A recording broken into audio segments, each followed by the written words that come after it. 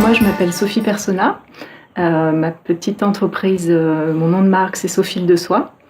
Donc, je suis dans la couture depuis une dizaine d'années et j'ai monté ma petite entreprise il y a à peu près 1 an. Alors, en fait, j'ai commencé à coudre quand j'ai eu mon premier enfant. Puis, j'ai eu envie de réaliser quelque chose pour lui. Donc, c'est comme ça que je suis venue à la couture.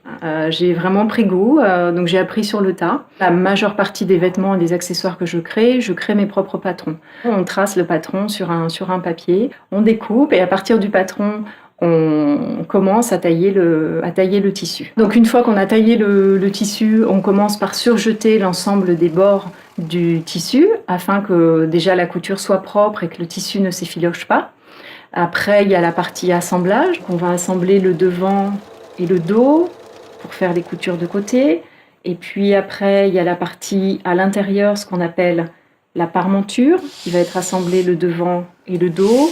Après, il y a la réalisation des petites boutonnières. Après, il y a l'ourlet du bas. Donc, sur une robe comme ça, on est à peu près sur 1h30 de travail.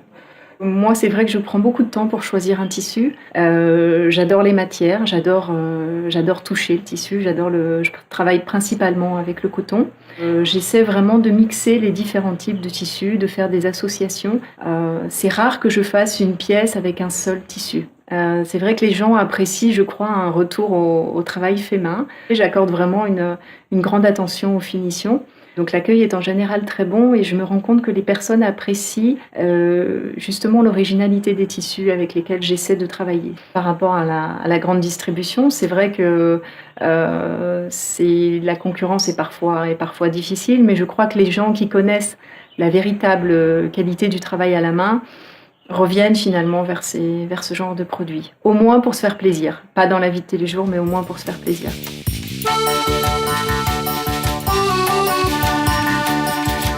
Moi, c'est quelqu'un d'origine de la Grande Fontaine Saint-Paul, chemin Tour des Rosses, quoi. Et là, c'est un quartier vraiment le capital des cocotiers. On trouve toute variété de cocotiers qui existent d'ici l'île de la Réunion. En voyant toutes les feuilles de coco qui gaspillent de gauche à droite, ils jettent ça de gauche à droite, mais il faut valoriser ça, en fait, tu vois. Depuis tant petit, en regardant les cocotiers, on a voulu créer mon métier là-dedans. Pourquoi aller dans ce monde tressage?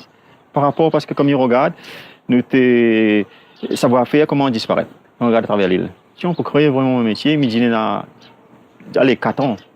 La Réunion, nous est un très beau pays, on a beaucoup de matières premières locales sous la main, de gauche à droite partout. Là, seulement, il manque les objets pour les touristes. En général, c'est un panier multifonction. On peut mettre les fruits dedans, une composition de fruits. Sinon, on peut mettre aussi dans la cuisine les épices secs, telles que les oignons, l'ail, les gingembre. Ça, les gens ne connaissent pas aussi. On peut mettre aussi dans les salles de bain un vide-poste. Donc là, un qui tient le bloc, l'autre qui travaille. Comme ça, là. Utilisez le doigt comme ça.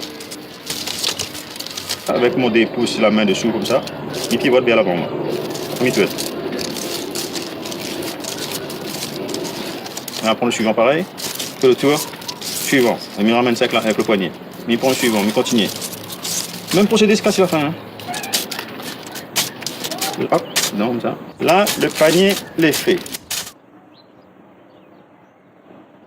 Il faut aller dans le sens de la vente, des communications, et c'est pas moi, des commerciales aussi.